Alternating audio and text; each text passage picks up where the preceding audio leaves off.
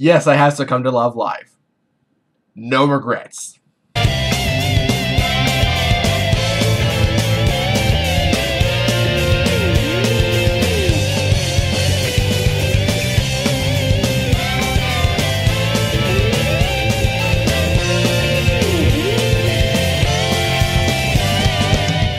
Out of all the aspects in video games that get covered in countdowns, boss battles are the ones that get covered the most, and understandably so. They are a lot of the best aspects about a game that people like to talk about the most. But that's only when the boss battles are any good. When they're not, they go the complete opposite direction. Whether they feel like mere shells of fights that could have been good, feel like they were designed by someone who wants to torture the human soul, or give the impression that the devs wanted to clock out early. So in this video, I'm going to talk about some normal bosses that I just couldn't bring myself to enjoy. Aside from the 2 golden rules and countdowns, I'm going to be talking about all kinds of boss battles except for final bosses, because the final bosses I dislike will be getting their own countdown soon.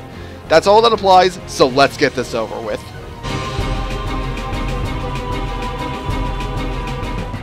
Oh man, this is not going to end well. I may love Cuphead and most of its bosses, but there are a couple that have too many annoying factors for my taste, and 2 bosses that don't bother being fun, and instead be infuriating train wrecks. Those 2 being Dr. Call's Robot, and number 15 on this list, Grim Matchstick. Now I will say, I don't have a problem with difficulty in a boss, as long as it manages to balance it out with being a fair and fun fight. Grim Matchstick here goes kinda overboard with its difficulty, and didn't have much fun to go along with it. The fight is an auto-scroller taking place on cloud platforms that are randomly generated over a pit that can instantly damage you if you touch it, and in all 3 phases of the fight, there are ways for this to easily screw you over. While Grim's single fire meteor attack and his eye laser attack aren't that big of a deal, the double fire meteor and the tail are the real things you should be concerned about. The former takes up a good chunk of the screen and has huge hitboxes, meaning you have to rely on a platform that may or may not be there depending on the RNG in order to avoid, while the latter always comes up at inconvenient times and can screw with your positioning, especially when the meteors are involved. And it doesn't get much better from there. In Phase 2 and onwards, Grim's behind you, meaning you have to turn around and shoot him unless you have the chaser or horseshoe shots, but in Phase 2 specifically, there are these live fireballs marching and some of them like to jump out at you. The annoying part is that the fireballs don't jump towards you. They like to predict where you are going to be jumping and catch you off guard, so when they jump, you gotta fake them out, which, thanks to the randomly generated platforms, is easier said than done. And the fact that fireballs can hurt you if you're too low and you cannot hit Grim if you're too high certainly don't help. But it's Phase 3 where crap really hits the fan. Aside from retaining the fact to run away, Grim has more health than he has any right to have, shoots these fireballs that can be formed into spread shots if you shoot them, meaning the fight will actually get worse if you brought special shots like the chaser and roundabout shots, and he has a flamethrower attack that takes up a third to half of the screen and lasts a while, so I hope the RNG cooperates with you in terms of these platforms, otherwise your cup will get melted and will have to be sent back to the pottery shop. The main problem with this battle is that you're held back by the environment pretty much being a numbers game and the boss having many methods to abuse that, leading to the fight becoming a frustrating mess that isn't fun to go through. Granted, the fight can be made easier with the right charms, but if you need those to make a crap show of a fight easier to get through, I think that can be considered a problem, especially when almost every other boss in the game does a better job of being challenging while being fun and fair to go through, regardless of your equipment. Cuphead itself may be an amazing game, but if I didn't have to take down every boss, I'd let Grim keep his contract. I would have much preferred to talk about Mad World for the first time on a much more positive video, but I guess things just weren't meant to be. Mad World may be a fun time with its cool levels and really entertaining bosses, but when a boss in this game blows, it really blows. And for those of you who know about the game, I think you know where I'm going with this. I know the Shamans are a boss that have been beaten to the ground many times before, but yeah, I hate them too, and now they'll really get it. The entire fight is basically a pack of werewolves that like to swarm you from every imaginable angle, while their leader just screws out to probably go find and see if there are any food joints around. Yeah, good talk, bro. That alone is annoying, but it gets worse. Not only do some of their attacks have abysmal hit detection, but if you do manage to catch up with the leader, he'll attack very sporadically and very quickly. And there's a chance that one of his attacks will lock you into a quicktime event that will screw you over. And yes, I said will screw you over, because for some reason the motion sensors for these go rogue and only behave your commands when they feel like it. Throughout the rest of the game, the sensors for these quicktime events not only worked well, but did a great job in immersing you into the action. So the fact that the sensors decided to go rogue here is not only jarring, but it's downright infuriating. Not even the finisher is that satisfying. Even though the concept is kinda cool, with you essentially turning the boss into the rogue kill it should be, it just feels really empty compared to the other finishers in the game. Come to think of it, that's pretty much the way to describe this fight. Incredibly empty and unfair compared to the other bosses in the game. And on its own, a boring and infuriating battle which really makes the Mad Castle Courtyard level even more painful. What a waste of werewolf implementation.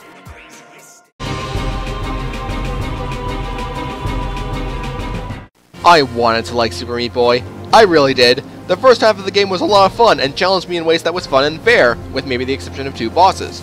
But the second half is just a boring, infuriating slog to play, to the point where I stopped caring in the last world. And funny enough, one of the catalysts of this decision was the boss of the semi-final world, Larry's Lament.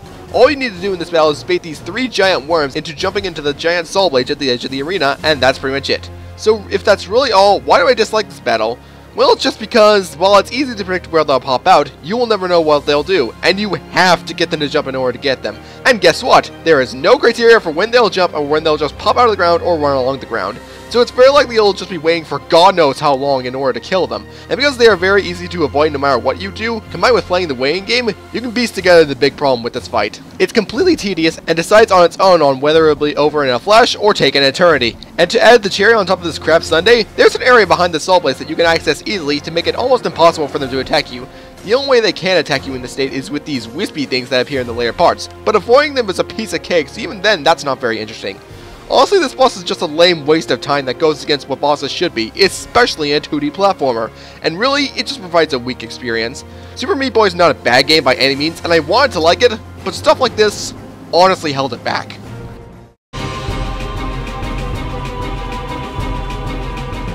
When it comes to bosses people don't like in gaming, God of War isn't the first series that comes to mind. I understand why, because when a God of War game makes a good boss, it really knocks things out of the park.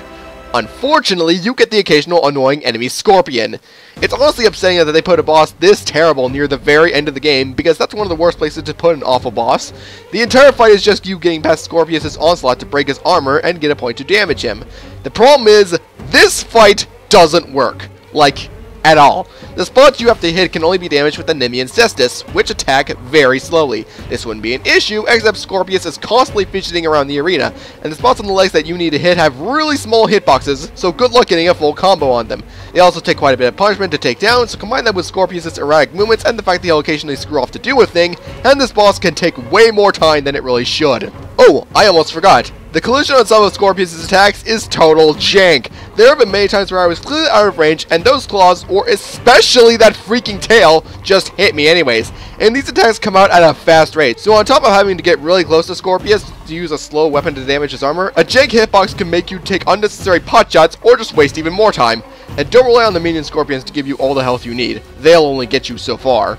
Compared to the other bosses in the series, especially those of God of War 3, Scorpius is just a nuisance to society that'll probably just show up for a frustrating battle and then disappear, never to be seen again.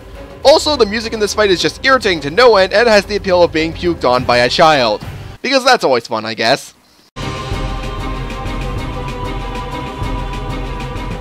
I may enjoy the Sly series, but there are points in the series that just get under my skin. Each game has a moment like this, but the biggest one is hands down Miss Ruby from the first Sly Cooper game.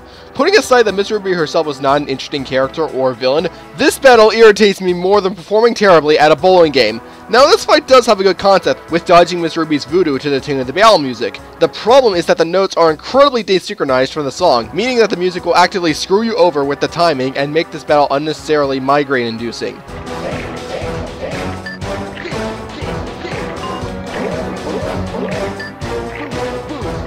It gets worse with each following phase, as Miss Ruby will get a lot more erratic with her notes, and the desynchronization is more likely to throw you off, so don't be surprised if you lose several lives or even get game overs here. Honestly, the desynchronization is the catalyst that made this fight snowball into oblivion, and I'm sure that if the battle was synced well with the music, it would have been much better.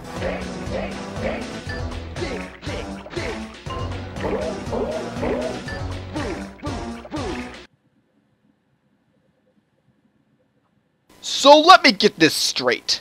The battle was synced well in the original PS2 version, but in the HD PS3 version, it's not? What? Are you kidding me, Sansaru? Are you actually kidding me? You're able to port the original Sly trilogy to the PS3 just fine, though not spotlessly, and yet when you remix the battle theme to a rhythm-based battle, you somehow made the battle worse? How did you do that? Honestly, I'm just baffled that this is approved for the HD version. My guess to how this became a thing is that they got somebody who was basically a god to fight in the original PS2 version to playtest this, watch him do it well, and then only use that as their example before going off to other parts of the game. Guys, when porting a game to a more modern console, actually make sure it's exactly the same or even better than the original. Don't do anything like this.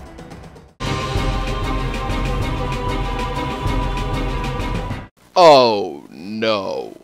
Not you again.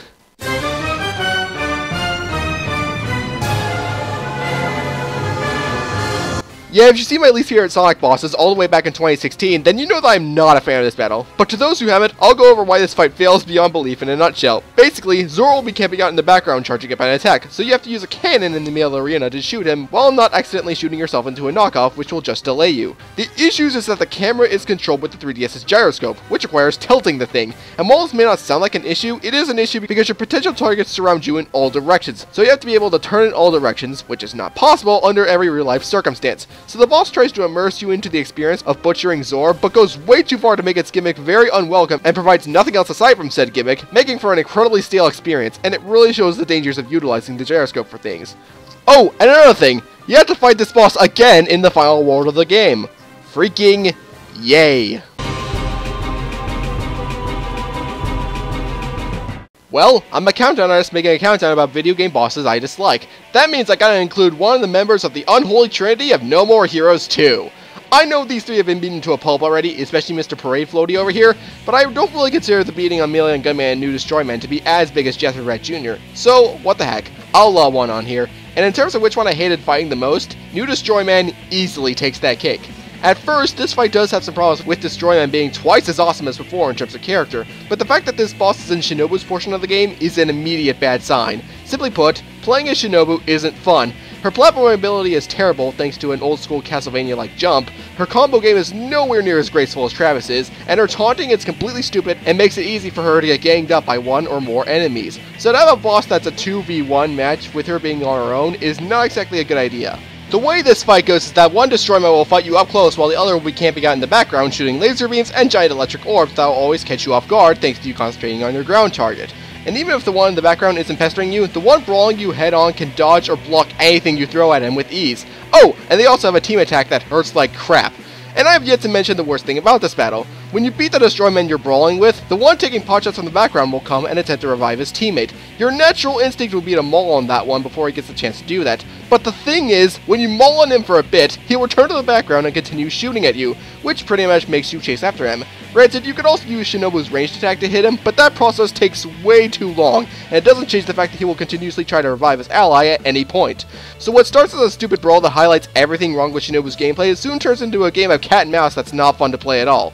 You know, for something as awesome as Destroy Man coming back when Travis cut him in half in the first one, and for the funny things they did with this, the battle itself has a lot to live up to.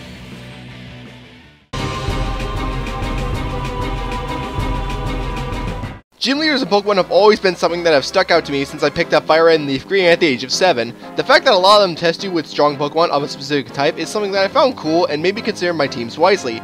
Sadly, with all the gym leaders they have made, they cannot all be winners, and I believe the lowest they've sunk to thus far is Fantina from Gen 4. Now, for this list, I'm singling out the Platinum fight with her, because it by far gets the most wrong out of any of her fights. She's a Ghost type specialist, meaning that the only two types that can cause super effective damage on our team are Dark and Ghost. While you do get some good options for Ghost types on your team at this point, Dark types are really scarce, which wouldn't be a problem except if you don't have a Dark type on your team at this point, and if the RG doesn't decide it wants to make things easier for you, prepare for a migraine. While her Duskull isn't that bad, with it not hitting very hard and only status ailments being a problem, her Haunter is really fast and annoying, with it having a strategy of confusing you and putting you to sleep at the same time.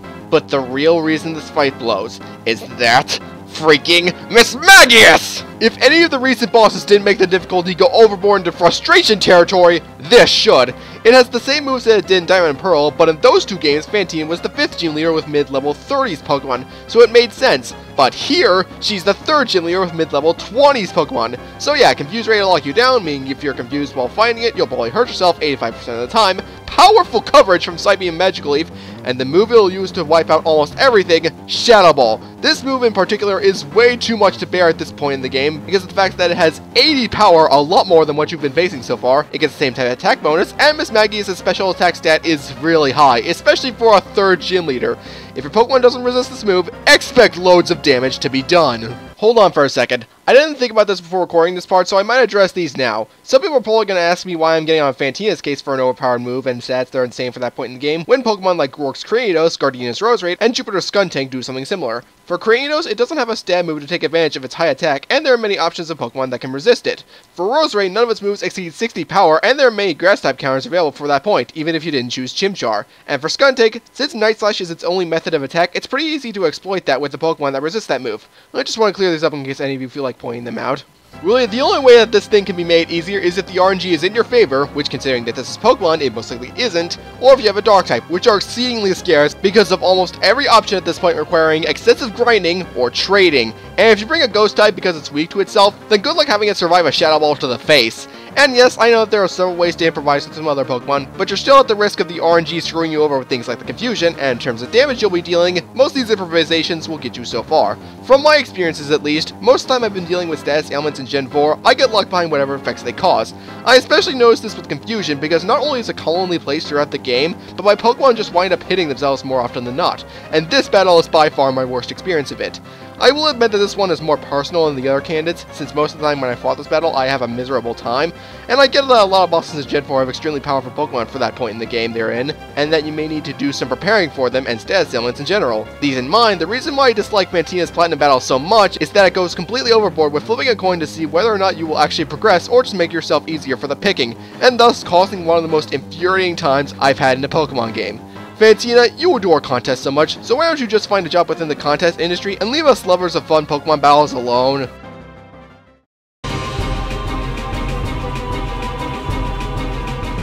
Oh, this next entry is from Devil May Cry 2! Yay! If you couldn't tell by my enthusiasm, this game is not very good. Like, what happened here, Capcom? I've only played a bit of it, and I'm honestly surprised I decided to go as far as I did because nothing in this game screams effort. The poor weapon balancing, the tedious combat, the drab visuals, the uninteresting cinematics and storytelling, and the pitiful bosses made this just a chore to play.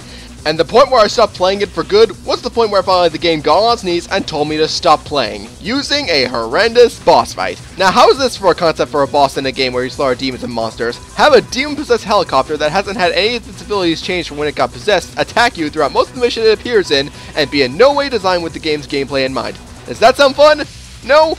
Good. No matter what part of the fight you're in, the camera never focuses in on the infested chopper. It's always off screen unless you get really close to it, meaning that its bullets and fast missiles get a lot of cheap shots on you. Oh, and you can't control the camera. It's fixed, and in this case, it's kind of a problem. Also, because it's hovering, there's very little sword action that will be useful, meaning that guns are more reliable, which brings up a problem with DMC2's gameplay that affects this boss fight. Because there's little incentive to use swords, you most likely use the guns throughout the fight, and because Dante will automatically lock onto a target with his guns no matter where an enemy is, he will easily shoot them, meaning that in this fight, you can just get away with walking around shooting it. But no matter what gun you're using, you'll be doing very little damage to the infested chopper unless you're in Devil Trigger, so be prepared to have all the phases in this fight take a long time. And throughout all phases of the battle, very little of it changes. While the environments are different, they don't do anything to make this fight play out any differently. The boss behaves the same way, and the way you beat it is the same. I wouldn't mind this if the boss was actually good, or if the environment actually affected the way the fight played out, but if you thought about that, then you automatically got a much better idea than the Capcom did when making this game, because they didn't think to do that. Thus, this fight is a boring mess that leaves a bad taste in your mouth, just like the rest of Devil May Cry 2.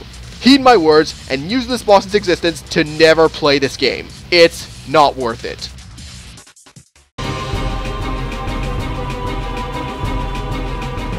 As some of the previous segments might have told you, I hate it when bosses come by tedium and annoying factors. They really feel lazily put together by the developers and are never a fun time to go up against, especially when the time spent on them could have been spent elsewhere in the game, or perhaps making them better. So for this segment, let's say that the Leech Grave for Kingdom Hearts 358 over 2 days is a good example of this.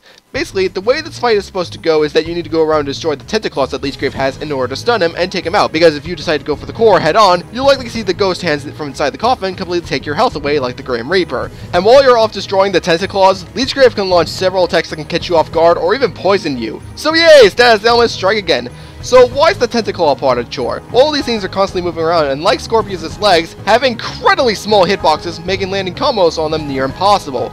Believe me when I say this, stock up on fire spells. They will save you so much time.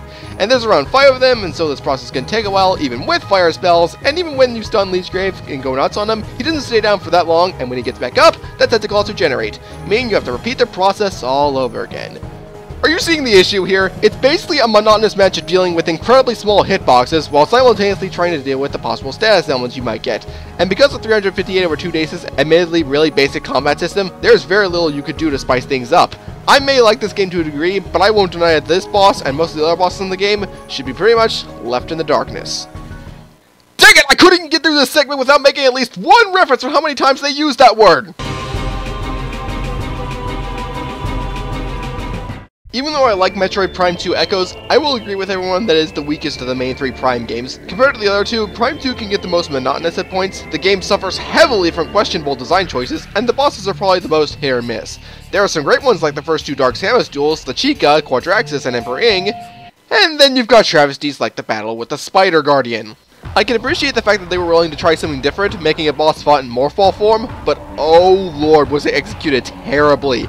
You have to navigate around maze-like areas in order to stun the Guardian, and then manipulate the environment to make it roll right into the electric traps at the end. The problem is, every time you use a bomb to stun the Guardian, it'll always speed up, making it harder to avoid. And then, when you're ready to do the environmental navigation, it'll go slow, but it'll have a giant electric barrier, so if you're anywhere close to it, even if you're on a separate platform, your butt is getting shocked. Not helping this is that the areas you fight this thing in are just a pain to navigate through. They're so reliant on platforming and ridiculously tight spaces that you'll have to jump in order to go anywhere, or stabilize yourself. And while it is manageable in normal places, it's so much more unbearable when you have to do it with entire spaces like this, and with an enemy that could sap you of your health at any time. All these problems really come to fruition in the final part of the battle, where you have to lure into 3 different traps which require the tightest morphball platforming imaginable, bomb slots located in places where it's very hard to keep your balance, and the panels being on a timer, meaning if they are activated too early or too late, the fight goes on for even longer. So really, this boss is an okay idea, but the execution was so sloppy that it makes for an incredibly stressful and headache-inducing battle. Granted, this fight did let you use the Spring Ball in the Trilogy Edition, which lets you jump freely while in Morph Ball form, whereas in the original GameCube version, all you had to jump was the bomb jump. But did that stop the fight from being bug squash? Nope! I'm surprised that they didn't try any more Morph Ball based battles after this, and if they decide to do one on Prime 4, I really want them to do it correctly.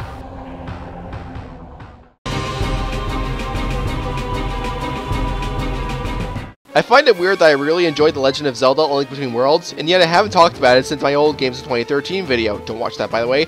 There's a lot of things that make this game a joy to play, like the world, the open way you can beat the game, the dungeons, and the bosses. They all do a good job at immersing me into the game and make it more fun. Unless the boss's name is Zaganaga, who reminds me that the game is not perfect. The premise of this battle is that you're using the Sand Rod in order to get to Zaganaga and damage it. That sounds fine, but the execution of the whole thing is horrendous beyond belief, and that's putting it nicely. The fight takes place over a pit of quicksand, meaning that if you fall in it, you'll automatically lose a heart. So the Sand Rod is needed in order to get anywhere. The problem is, not only can the Sand Rod only move in straight lines, but you can only use one sand row at a time, so you can't create one while you're on another one, limiting your mobility severely. Meanwhile, Zaganaga can move to any platform at any time it pleases, so don't be surprised if you get to its location, only for it to zip to the other side of the arena. And if you do enough damage to this boss, it'll start summoning these flying cacti that can ignore the conditions of the battlefield and fly around freely. But the fight gets even worse when the boss reaches half health. At this point, not only will Zaganaga be moving from one side of the arena to the other and shooting flying cacti non-stop, but it'll also fire a laser that can reach halfway across the arena, and because of your limited mobility, it's insanely hard to avoid anything it throws at you, let alone get close enough to do damage. Really, if you don't decide to beat this cactus the way the game wants you to, you're utilizing the sword waves that the Master Sword can shoot in order to beat it, and possibly lock it into a combo, which takes forever and is just bad design in general. Look at this crap! Does this look like anything resembling fun? Yes! That looks like... You need some serious help. Zelda may do its bosses relatively well, but there are times where they can just sink to the lowest bars and be crap, and Zaganaga is hands down the lowest of them all in my opinion. So really, this cactus deserves to be buried in a sandstorm.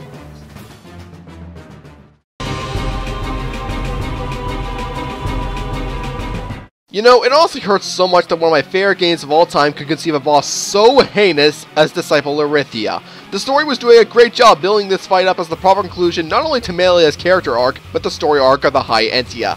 And somehow, they dropped the ball so hard that it shattered into a million pieces. Firstly, Lyrithia will start the battle by summoning Novas not only to help her fight, but also jank up her defenses to ridiculous degrees, so you have to beat them in order to make Lyrithia easier to deal with. The problem is, these Novas have attacks that not only gang up with those of Lyrithia herself, but can also inflict status ailments like defense lowering, sleep, paralysis, or instant death if they're feeling really jerkish. and since they're Nebula enemies, the Ether Arts are the only things that can take them out properly, and while members like Ricky and Fiora have 1 or 2 Ether Arts on them, the only one in your party who can use Ether Arts really well is Melia, who is really squishy and can die in a flash if not properly cared for. And even when you don't have Novas on your butt, fighting Thea is still a pain, because not only can she summon a fresh set of Novas at any time renewing her buffs, she can shoot a laser that can inflict Art Seal, which is basically the bane of Melia's existence, she can cause an explosion that causes confusion and may daze you, inflict Topple on the entire party with a physical art, so there's not much of a way of saving your party from it, and she can get rid of any debuff that you have done to her. So yeah, this fight sounds like a train wreck that really sours the part of Xenoblade Chronicles, doesn't it? Yep, and there's one more factor I need to mention. The Topple, Daze, and Confusion status ailments, the potential blowback, and Thea's size are made even worse thanks to the ether pools in the arena. If you get into one of these, you're going to have a hard time getting out because they leech away your health and reduce your movement significantly. And with how Thea moves and attacks, she can easily just push or blow you in there. This is even worse if she does this to one of your party members because they prioritize her defeat over their life, meaning they never get the idea to just get out of there. Wonderful design there, Monolith! Have a gold star! This boss has grown an infamous reputation within the internet community for being really cheap, really infuriating, and overall a really disappointing battle. And yes, they're pretty much right. Even considering the immediately wholesome cutscene after the battle, with Melia resolving things with the spirit of her brother, and mouthing off to Thea before she fades, the damage caused to the sanity of this player was just too big to really cheer them up. And to that I say, it wasn't worth going through this train wreck of game design just to get to the cutscene that follows. I was going to move on, but I swear I'm forgetting one detail people don't like. You'll pay for your insolence. You'll pay for your insolence. You'll pay for your insolence. Oh, for the love of... Ugh. There's no escaping that quote, is there? Wow, this has been a constant thing on this list, hasn't it? Ever since I played Tales of the Abyss back in 2015, I loved every second of it. Heck, after playing through it a second time, I started to love it even more, to the point where I think I should have put it higher on my games I played in 2015 list. Yeah, number 13. But I still really don't like the game's bosses. Despite a good combat system, the bosses in Abyss could not decide on their overall difficulty, as a lot of the earlier bosses in the game are way too difficult for the very beginning, but a lot of the later ones are complete cakewalks. And when one of the bosses that falls into this trap is Grandmaster Mose, or Foam Master Mose if you want to be more accurate at this point in the story, but I really don't care, then we have a problem, especially after its immense build-up.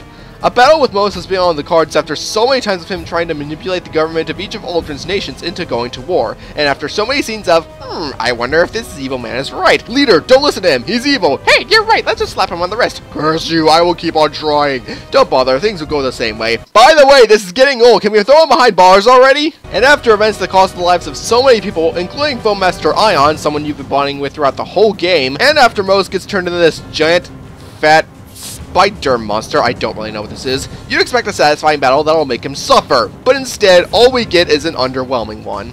Gideon Moses is a giant target, meaning he has super armor for most of his attacks, but is easy to hit, and throughout most of the battle, he'll just use mid to high level magic arts and breathe toxic breath that can inflict several status ailments. But this boss falls flat because he doesn't have a lot of super armor compared to other bosses, so with that factor combined with the fact that he's insanely large, he's easy to stagger. And even when he gets the chance to use an attack, it doesn't matter because all of his attacks are heavily telegraphed and can easily be avoided by just running around. And if you do get hit, and that's a big if there, they almost always do a quarter of your health at maximum, which is an amount that's not difficult to regain at all. Any chance of them doing over that is exceedingly rare. And because of all these problems, you have a boss that's very disappointing and will most likely be over as soon as it starts. If I knew Mose was this pathetic earlier in the game, I would have killed him much sooner. So before we get to number 1, here are some other normal bosses that I also wasn't a fan of. Doc Robot from Mega Man 3, Pyribbit from Kirby Triple Deluxe, the Kizu from Monster Hunter 4 Ultimate, Beef Cloud from Mario & Luigi Dream Team, Juan from Pokemon Emerald, Mila's one-on-one battle with Muse from Tales of Xillia, Arkham from Devil May Cry 3, and the Conveyor Belt Trap Room from Sonic CD.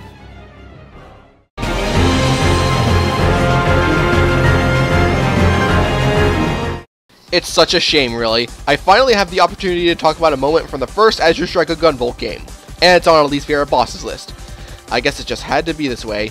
I like this game, I really do, but right when the endgame started to roll around, things went far south. It started some annoying moments in the final levels and redesigns of previous bosses, but when I reached the one being that I was supposed to defeat in order to rescue my good girl Jewel, that being the leader of the Sumeragi Adept Defense Task Force, Nova Tsukuyomi, that's when one of the biggest times I have ever gotten legitimately angry at a game started.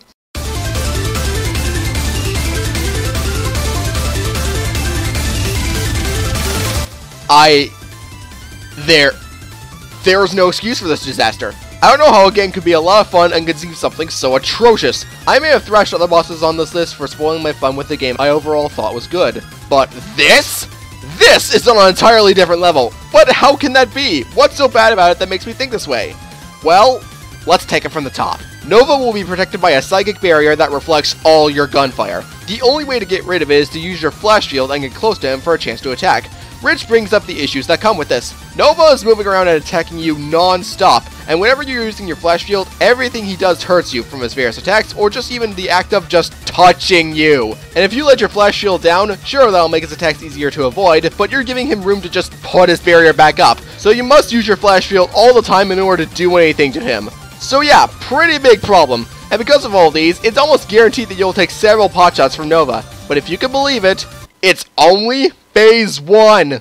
In this second phase, Nova gets this armor and grows giant size, and all you need to do in this phase is shock the core enough so it blows up. But what's wrong with this? Pretty much everything. Nova's core has a barrier around it, so you have to use your flash shield in order to bring it down. What's wrong with this is that the barrier has a very inconsistent criterion on when it goes down. Sometimes it goes down immediately, and other times it takes way too long for it to drop. But regardless of when it goes down, it'll only be down for a bit, and it'll go back up after a certain amount of time, or when you stop using your flash shield. So just like last time, you have to use your flash shield at the cost of being very susceptible to his barrage of attacks. While some of his attacks are easily telegraphed, some are so hard to avoid that you'll take many potshots or even die at this point. And like I said, let down your flash shield at any point, his barrier goes back up. And the final part of the battle can especially go screw itself by getting stuck in a canyon, because on top of having all that, there is now a meteor slowly falling towards you, meaning that you're now on a time limit to beat Nova, and if the meteor covers its core, the attempt is a failure, and if you so much as scrape this meteor, one hit kill. And if you die in this fight, you're carried all the way back to the beginning of Phase 1. And considering how much of a chore Phase 1 is, this decision is not just maddening, it's a slap in the face! And let me tell you one of the biggest things I loathe about this battle. In order to reach the true final boss of Azure Gunvolt 1, you need each of the jewels in all the stages in order to give the jewel, which by the way, I must say whoever decided to include that had no idea what they were doing, and between stages, you need to actively give the jewels to Joel in order for her to make you the necklace needed to get the true ending. Thing is though, after finishing your final add-up stage before going to the final set of stages, Joel is kidnapped and the plot of the final set of stages kicks off. The only way to give the final jewel to Joel is to beat Nova, and things will return how they were before you enter Nova's stages. Only now Joel is present to receive your final jewel. So TLDW, in order to get the true ending, you have to fight Nova twice. Are you freaking serious, developers? After I went through all that torture trying to beat him once, you have the audacity, the grit, to lock away the true ending behind these jewels that make me fight the same pathetic excuse of a boss twice. Thanks! That's really respectable of your consumer. This boss gives me nothing but an aneurysm, and if every boss on this list, this one goes the extra mile to have its playstyle go against the design of the game and frustrate me on levels that even freaking Lord Thea was not able to accomplish. And I have every reason to put it at number 1. I'm the Lightning Ripper, and this is one reason why I prefer Azure Gunvolt 2. While you do have to fight the penultimate battle 3 times in order to get the true ending, it at least was a very fun fight and didn't require any stupid jewel hunting. And if they decide to continue Gunvolt's story, I really hope they never let a travesty like this happen ever again.